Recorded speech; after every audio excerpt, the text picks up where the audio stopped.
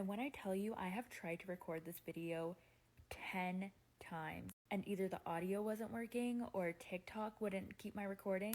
So let's hope this one works, and I'm going to tell you what happened to me in 2022. These are TikTok's scary stories with a very mysterious creature coming up in a few minutes. Keep watching. So this happened when my son was about 5 months old. Him and I were sharing a room. I was about to go to sleep for the night and I was scrolling on my phone, and I'm at my parents' house, by the way, at this point. So I roll over in my bed with my phone to face the direction of my bedroom door, which I had kept open before all of this happened. I hear somebody walking up the stairs, which I assume is my brother because he had lived there too at the time. But he stops at the top of the stairs and he kind of just like peeks into my room just a little bit, and I know it's him because it's like his face and his height and his hair, like he had an afro at the time. That was the outline of my brother. But was it her brother? Who did she see in the corner of her room?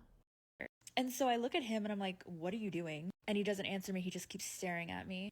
And I say again, like, what the fuck are you doing? Like, why are you just staring at me? At this point, because it's dark, I could only see the outline of him, or it moves in front, like right center in my door. And it's just staring at me. And I look at him and I'm like, Sam, what do you need? This all happened in 0.0005 seconds, okay? So as soon as I realize that that is not my brother, I sit up in bed, like jolt up in bed. And as I do that, I'm still staring directly at whatever it was. It just disintegrates like sand into the air. I don't know how else to explain it. I sound crazy, I know. Just sand, just disintegrates and disappears. I don't go to sleep that night. I'm wide awake, freaked the fuck out. This is really crazy. I have had this experience also. In the middle of the night, I woke up and then I saw in the corner of my room a little girl was standing. But then when I was realizing what was going on, she just disappeared. It's really crazy, these experiences. But I don't say anything until the following week. So at this point, I shut my bedroom door because absolutely not. I'm about to go to bed again. I'm scrolling on my phone and I roll over once again to face the direction of the door. This time, in the pitch black, it's the outline of my son's father. And at first, I was like, why are you just standing there? Because he was living with us at the time. And then I realized in my brain, Theo's dad didn't spend the night that night. He's not supposed to be here. And how could he get in my house at 10 o'clock at night when everybody's asleep? It's the exact same thing. I grab my phone, I turn the flashlight on, but this time I saw like this, again, 0.005 seconds, just like this super pale face, no eyes, no nose, no mouth, but like this menacing feeling attached to it. And again, just like sand, gone. So at this point, I'm not a super religious person, but I feel like I needed some Jesus Christ in this moment. So I go to my parents, I tell them what's been going on. My parents were not a believer before this story. I've always had weird things happen to me throughout my life with paranormal stuff, and they just don't believe me. But I asked my mom to get one of her close friends, a close family friend, to come pray over my room because she's done that type of work for years. She goes and prays over people's houses who have spirits attached to them. So to her, it's just to like entertain me and make me feel safer. So the family friend comes over and she's like, I'm going to go pray over your room and see what's going on. And I was like, perf. She goes up there. She's up there for like an hour, for a very, very, very long time. But To pray over something to cleanse the room is of course a very old ritual, and it might help, is also known to bring the bad spirits out of this house or whatever that is haunting the minds of the individual. An old practice. who am I to judge? I don't do seances, you know what I mean? I don't know. To sum it up with you, when she did come back downstairs, she talked to my mom for a bit and then she leaves. My mom told me that her friend told her that of all her years doing this, she's never walked into a room or a house and got instantly chills all over her body.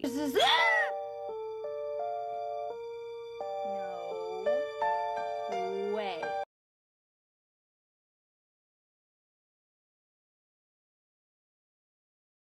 This one was not really scary, but it was more funny because she looks in the mirror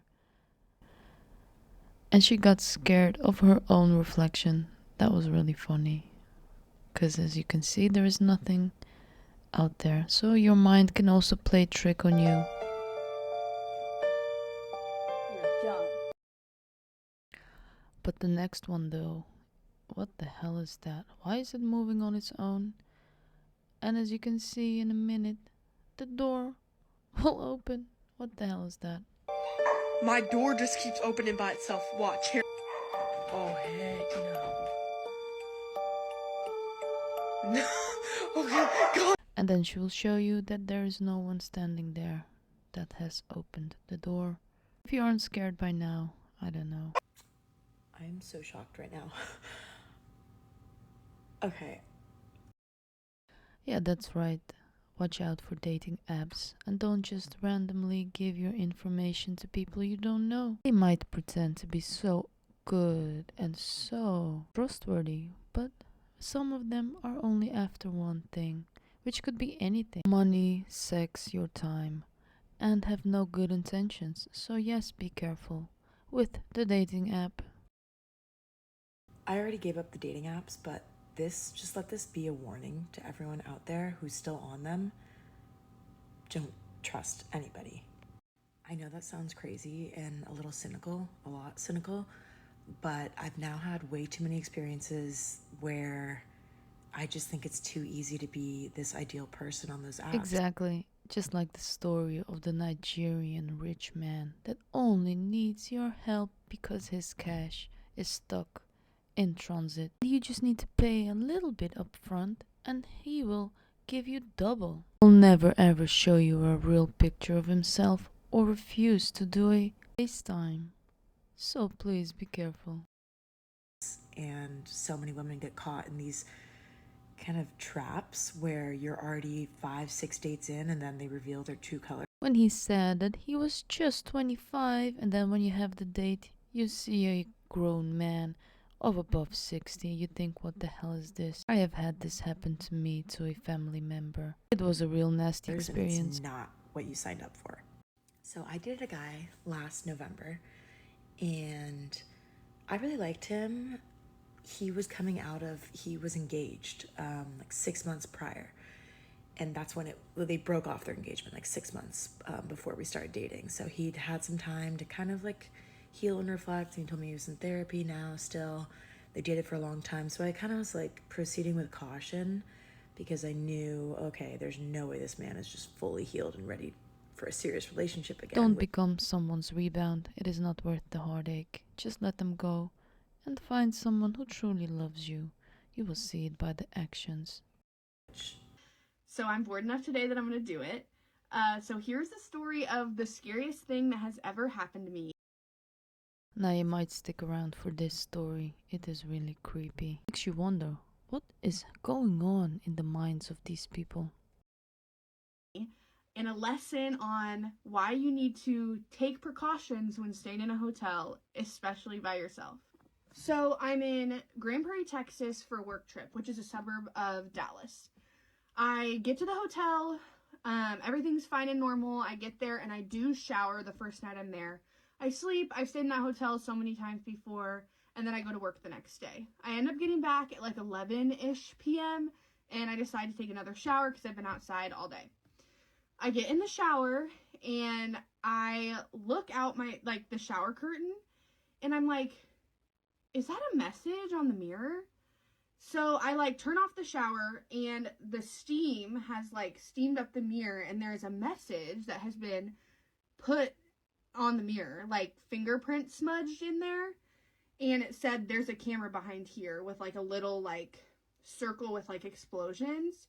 And so I'm freaking out. I get out of the shower and I call one of my bosses and I'm like, hey, what should I do? And she's like, you need to leave.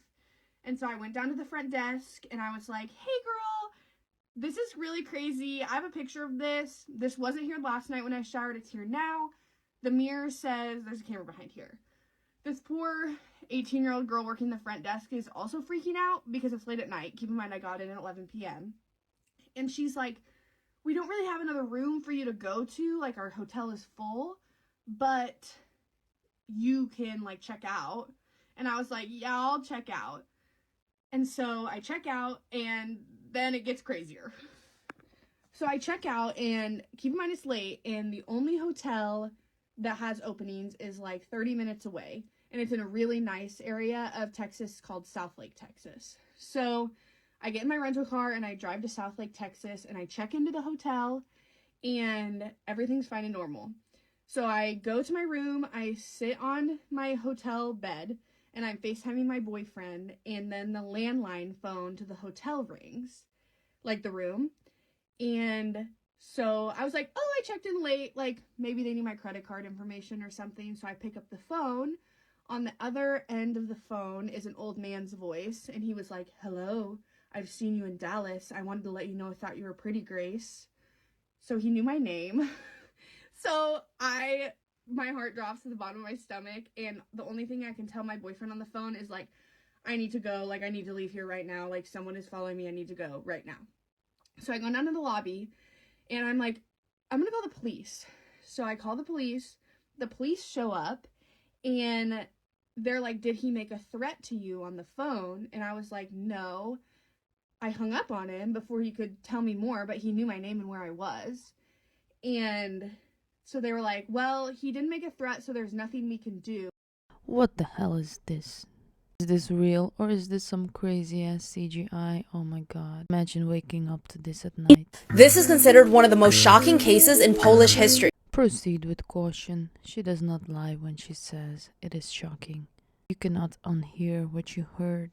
On January 6, 1999, a sailor in Poland noticed something strange floating on the river. It was long and pale, and it smelled very bad. And as he leaned in closer to get a better look, he saw an ear attached to it. Now, what I'm about to say next is very disturbing, so be warned. After the sailor found this substance, DNA testing then indicated it was the skin of a missing woman named Katarzyna Zawada. And whoever did this to her turned her skin into a suit and was likely wearing it. So at this point, only her skin was found. Until January 14th, when pieces of her clothing and one leg was found also in the river. 17 years later, 52-year-old Robert J. was arrested for this. He previously worked in a dissection lab, meaning he was skilled in preparing animal skin. And he allegedly also knew the victim. As of October 2022, 23 years since the victim was found, Robert J. is still awaiting trial. As he remains in custody, investigators are allegedly gathering more evidence to solve the case. Follow for more. Strangely though, she found her son already in bed, which was very unusual for him. Normally, he'd want to stay up a lot longer. That's when she noticed her new phone was still in her son's hands. So she took it from him and unlocked the phone. At first, only seeing some minor changes. He changed the background on her phone and took a few pictures around the house, nothing too alarming. But since the photos seemed random, she started deleting them. Until she saw something that shocked her. This was the last photo on her camera roll, showing her son sleeping, but the photo was taken by someone else above him. Have you heard the story about to a few bars? They're drinking, they're partying, they're being super social.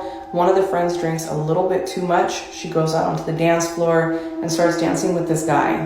Her friends warn her that the guy looks a little bit strange and she probably should pump the brakes with him because he looks a little too suspicious. He keeps buying her drink after drink after drink, and she's completely hammered. Her friends are trying to get her off the dance floor, to get her to go home. She's not interested. She just stays with this guy. The friends don't want to leave her. They're there to watch her and help her, and they notice that the girl starts to lean in and start making out with this guy. This guy was being overly persistent to the point of where it was getting weird. He kept insisting that she go home with him. They all go back to the hotel. They don't think anything of it until the next morning when the girl wakes up.